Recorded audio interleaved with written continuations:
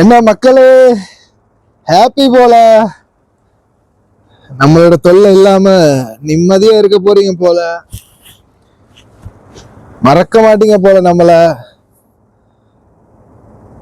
நான் போறேன். எல்லாரும் ஹாப்பி தானே? இனிமே டெய்லி குடத்துல கொடுக்கறதுக்கு நான் இருக்க மாட்டேன்.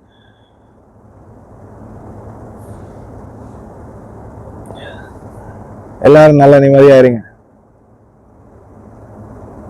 என்னால நிறைய கஷ்டத்தை அனுபவிச்சுட்டீங்க. நான் போறேன். அஸ்ஸலாமு அலைக்கும் வரஹ்மத்துல்லாஹி வபரகாத்துஹு. அன்பார்ந்த அனைத்து உறவுகளுக்கும் இனிய அதிகாலை வணக்கம், இரவு வணக்கம். கொஞ்சம் நிமிஷம் பேசுவோமா ப்ளீஸ்?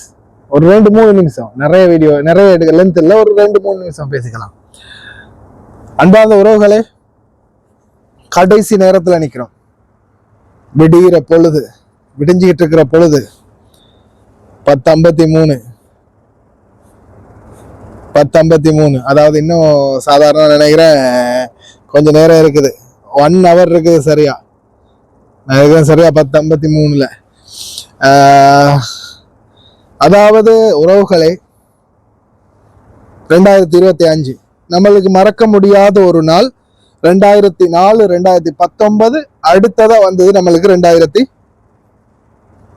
இல்லையா? ஏன்னா 2024 ஆண்டு சுனாமியை மறக்க முடியாது. 2004 ஆண்டுக்குரிய சுனாமியை. அதே போலதான் 2019 நடந்த இலங்கையில் நடந்த ஈஸ்டர் அட்டாக்கையும் மறக்க முடியாத ஒரு துயரம்.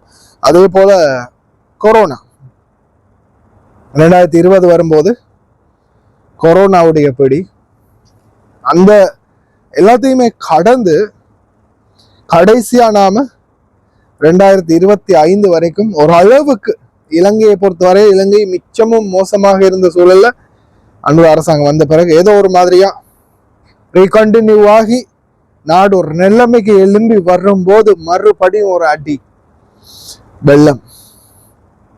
உண்மையிலேயே மிகவும் கவலைக்குரிய விடயம். அதே போல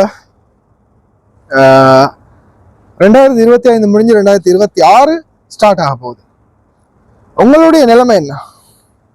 உங்களுடைய தற்போதைய நிலைமை என்ன உறவுகளை? அடுத்த வருஷம் ஸ்டார்ட் ஆக போகுது. வருஷம் ஒரு போதும் குறையாது, கூடிக்கிட்டே தான் போகும் இல்லையா?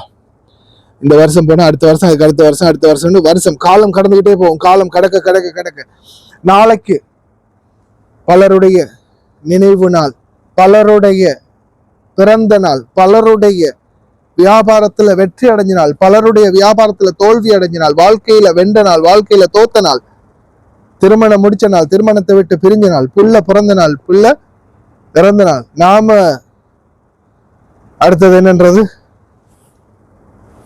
படிச்சவனுக்கு தெரியும். இன்னைக்கு உங்களுடைய நிலைமை என்ன? இவ்வளவு காலமா எத்தனை வருஷம் சம்பாதிச்சுங்க?